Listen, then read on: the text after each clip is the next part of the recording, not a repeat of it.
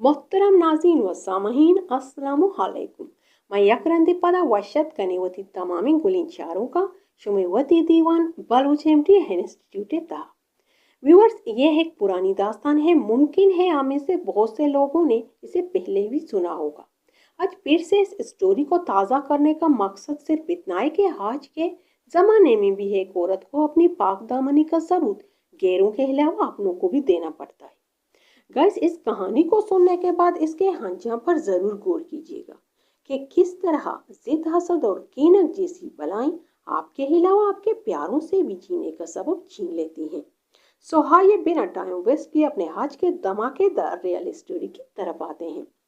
Viewers, Mir Shahdad का रिश्ता जब आपसी रंजिशों की वजह से अपने बचपन के मंगेतर बानुक महनाज बलूच से टूट जाता है तो उनके घर वाले उनकी शादी शारी नामी लड़की से कर देते हैं. चूंकि मीर शहदाद का दिल अब भी महनाज के लिए ही धड़कता है, सो वो हरदम कोशिश करता रहता है कि किसी तरह उनके और महनाज के खानदानों के दरमियान सिला हो जाए. सो आखिरकार उनकी यह कोशिश रंग लाती है और कुछ मुद्दत गुजरने के बाद दोनों खानदान फिर से एक हो जाते हैं. मानस चूंकि हद तक कुंवारी होती है तो मीर शहजाद अपने बड़ों की रजामंदी से दूसरी शादी बानक मानस से कर लेता है. मानस को पा लेने की खुशी में मीर शहजाद भूले नहीं समाता. वो बहुत खुश होता है, मानो उन्हें जीने की वजह मिल गई हो. और ये बात शारी को बर्दाश्त नहीं होती. शारी इस बात को हजम ही नहीं कर पा रही होती कि अब शहजाद को उनकी असल मोहब्बत मिल चुकी है. वो मुझे क्यों कर पहले जैसी मोहब्बत और तवज्जो दे सकेगा. वो बाजार तो अपनी शौकन से खुश होती, मगर अंदर ही अंदर हसद की आग में जलती रहती. सो वो अपने दिल और दिमाग में नत नए मंसूबे बुनती रहती. सो एक दिन वो अपने मंसूबे को हमली जामा पहनाने की गरज से रात के दूसरे पहर जब घर के सारे लोग सो चुके होते हैं तो वो अपने केमे से निकलकर दबे पांव महनाज के केमे में दाखिल होती है और वहीं पर से महनाज के जूतों को खुद पहनकर महनाज के केमे से बाहर निकल जाती है और खुद चलकर उमर नामी लड़के की चारपाई के करीब रुककर वापस नहर की तरफ मुड़ जाती है. नहर पर पहुंचकर अपने पांव को जूतों समेत नहर में डुबो देती है और गीले जूतों समेत फिर से महनाज के केमे के अंदर दाखिल होकर जूतों के जहां से उठा कर लाई थी वहीं पर रख लेती है. सो उस वक्त तो सारा कबीला सो रहा होता है, किसी की भी नजर उस पर नहीं पड़ती.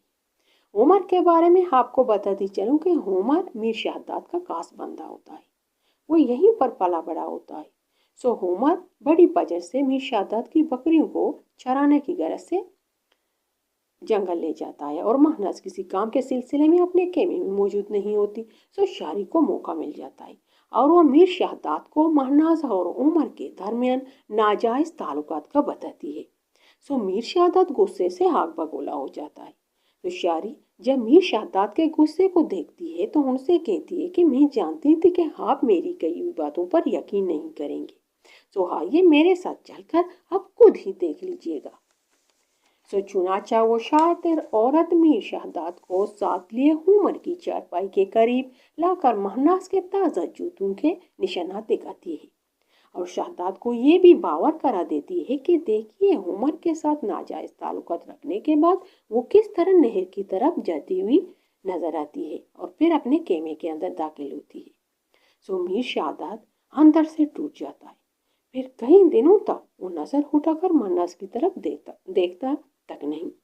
सो इधर महनाज हैरान होती है कि शहजाद को क्या हो गया है जो कल तक मुझ पर जान निछावर करने का दावा करता रहता और आज वो मेरी तरफ देखना तक गवारा नहीं करता. आखिर क्या माजरा है. सो मीर शहजाद एक मुद्दत तक खामोश रहता है और अंदर ही अंदर घुटता रहता है. सो एक दिन वो अपने दोस्तों के साथ शिकार खेलने की गरज से जंगल की ओर निकल जाता है. वो कई दिनों तक वापस लौट कर नहीं आता. इधर महनाज परेशान होती है कि शादी के बाद शहजाद मुझसे इतने दिनों कभी दूर नहीं रहा. तकरीबन 1 या फिर 2 महीने के बाद जब शिकार से वापस आ रहा होता है तो महनाज की सहेलियां भागकर महनाज को खुशखबरी सुना देती हैं कि मीर शहजाद शिकार से वापस आ रहे हैं. जब महनाज ये सुनती है तो मीर शहजाद का पसंदीदा लिबास जेब तन करती है और अपने आप को संवारती हुई बड़ी सी चादर सर पर ओढ़कर मीर शहजाद को वशत करने की खातिर उनकी सवारी के आगे जाने की ठान लेती है। उनके साथ उनकी सहेलियों का एक टोला भी होता है। सो वो सारे रास्ते मीर शहजाद के बारे में सोच रही होती है कि आज मैं शहजाद को मना कर ही दम लूंगी। सो महनाज अपने आगे आने वाले तूफान से बेखबर अपनी ही धुन में लबों पर शहजाद के नाम की लाली लगाए दीवानावार जब मुद्दतों के बाद अपने सरताज को देखती है तो खुशी से उनकी आंखें नम हो जाती हैं। वो इसी हाल में मीर शहजाद के कंधे पर जब अपना हाथ रख लेती है तो शहजाद पलट कर देखता है कि पीछे महनाज सजी सवरी खड़ी है, तो वो अपना हापा खो देता है। इसी लम्हे वो अपने मर्दाना हाथ की मदद से जब महनाज को जोर का धक्का दे देता है तो महनाज फौरन मुंह के बल जमीन पर गिर जाती है। उनके सर की चादर हवा के जोर से दूर परे जा गिरती है और उनके सर के बाल चूंकि उस वक्त खुले होते हैं वो मिट्टी से भर जाते हैं। महनाज इस अचानक हमले के लिए बिल्कुल तैयार नहीं होती। वो अपनी बेइज्जती महसूस करते हुए अपने सर के चादर की तरफ यूं ही कदम बढ़ाने लगती है, ऊपर से शहजाद कहने लगता है, ए बेहया औरत, उस वक्त तुम्हारी गैरत कहाँ जाती है जब तुम गैर मर्दों के साथ संबंध बनाती हो। शहजाद ये कहते हुए अपने घोड़े पर चढ़कर अपने कबीले की तरफ चल पड़ता है और महनाज बेचारी अपनी चादर को जमीन पर से उठाकर अपने सर पर रखते हुए वापस अपने खेमे में चली आती है।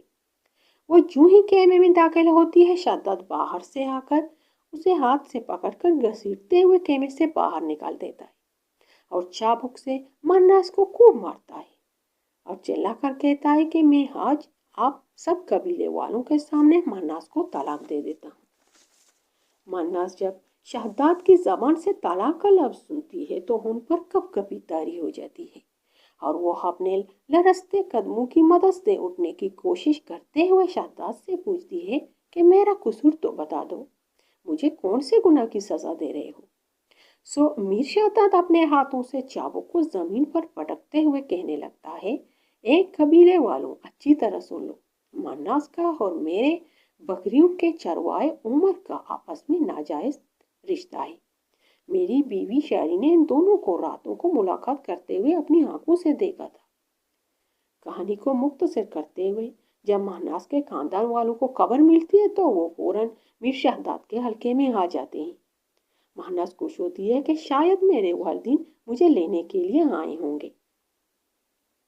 उनकी ये गलतफहमी उस वक्त दूर होती है जब उनके भाई उनसे कहते हैं, हम तुम्हें उस वक्त अपने साथ ले जाएंगे जब तुम अपनी बेगुनाही साबित करोगी, वरना जिस तरह आज के बाद मीर शहजाद के घर के दरवाजे तुम्हारे लिए बंद हैं, बिल्कुल इसी तरह हमारे घर के दरवाजे भी हमेशा बंद मिलेंगे।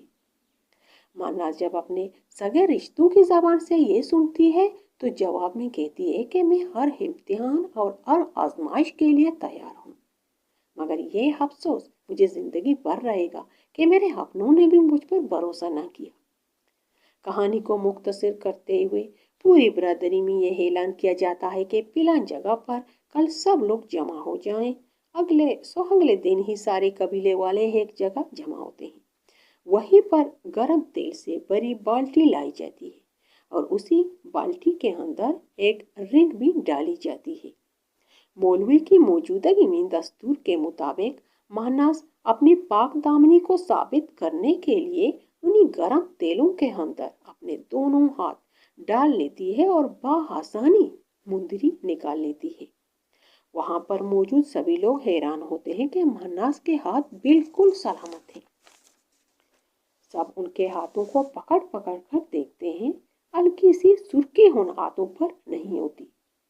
सो इस तरह महनाज की बेगुनाही साबित हो जाती है। चूंकि महनाज की बेगुनाही अब साबित हो चुकी होती है तो रस्म के मुताबिक मीर शहजाद को सबके सामने महनाज से माफी मांगनी होती है। सो जब बड़े मजमे में मौजूद मीर शहजाद शर्मिंदगी से अपना सर झुकाए अपने दोनों हाथों को बांधकर महनाज से माफी तलब करता है तो जवाब में महनाज कहती है कि हाँ, ये सच है कि मैंने میر شہزاد کے علاوہ کبھی کسی اور مرد کے بارے میں نہیں سوچا، اور یہاں پر مجھ پر یہ الزام ہے کہ میں غیر مردوں سے تعلقات بناتی ہوں۔ میر شہزاد، تم کیا مجھے طلاق دو گے؟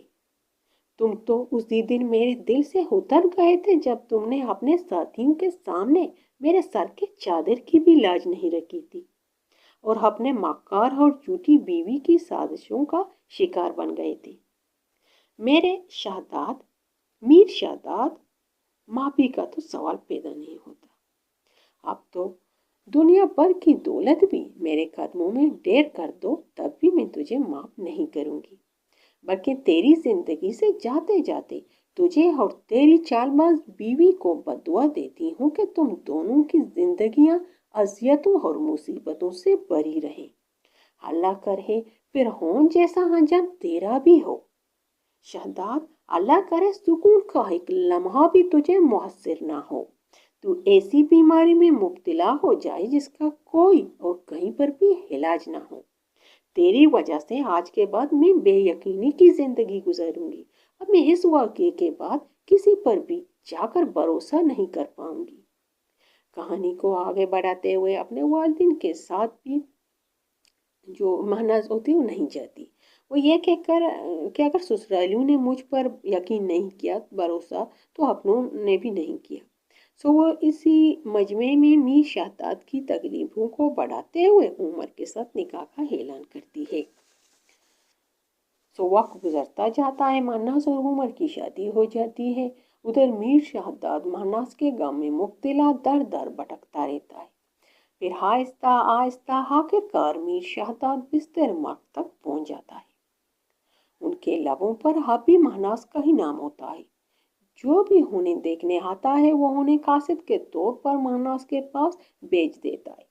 آخر کار بڑوں کی منت سماجت سے مہناز کا دل پگھل جاتا ہے اور وہ ایک دن عمر کو ساتھ لیے میر شہزاد کو دیکھنے آ جاتی ہے۔ جب میر شہزاد کئی سالوں کے بعد اپنی محبت یعنی مہناز کو دیکھ لیتا ہے تو بستر سے اٹھنے کی لاکھ کوشش کرتا ہے مگر اٹھ نہیں پاتا، اور اپنے لرزتے ہاتھوں کی مدد سے اور آنکھوں میں شرمندگی کے آنسوؤں کو بہاتے ہوئے مہناز سے معافی کی درخواست کرتا ہے۔ مہناز جب شہزاد کو ایسی حالت میں دیکھتی ہے تو اسے اسی لمحے معاف کر دیتی ہے، اور اس طرح میر شہزاد کی موت ہو جاتی ہے۔ وہاں سے آنے کے بعد مہناز کئی دنوں سے سوگ میں ہوتی ہے، نہ کچھ کہتی ہے اور نہ ہی کسی سے کچھ کہتی ہے۔ عمر سے برداشت نہیں ہوتا اور وہ مہناز سے پوچھ ہی لیتا ہے کہ کیا تمہارے دل میں اب بھی میر شہزاد کی محبت زندہ ہے؟ وہ فوراً کہہ دیتی ہے، ہاں، میں تجھ سے جھوٹ نہیں بولوں گی، میں نے تجھ سے شادی صرف میر شہزاد کو تکلیف دینے کے لیے کی تھی۔ کہنے کو تو میرا جسم کئی سالوں سے تمہارے پاس ہے، مگر میری روح نے کبھی تجھے قبول نہیں کیا۔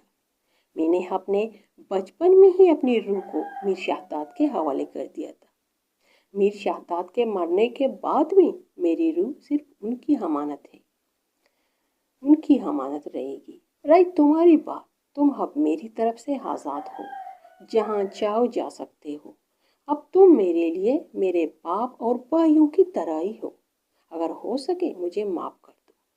بس تمہارا اور میرا ساتھ یہاں تک ہی تھا۔ گائز، اس طرح یہ داستان اپنے آخری انجام تک پہنچ جاتی ہے۔ شکریہ مجھے سننے کے لیے۔ فی امان اللہ۔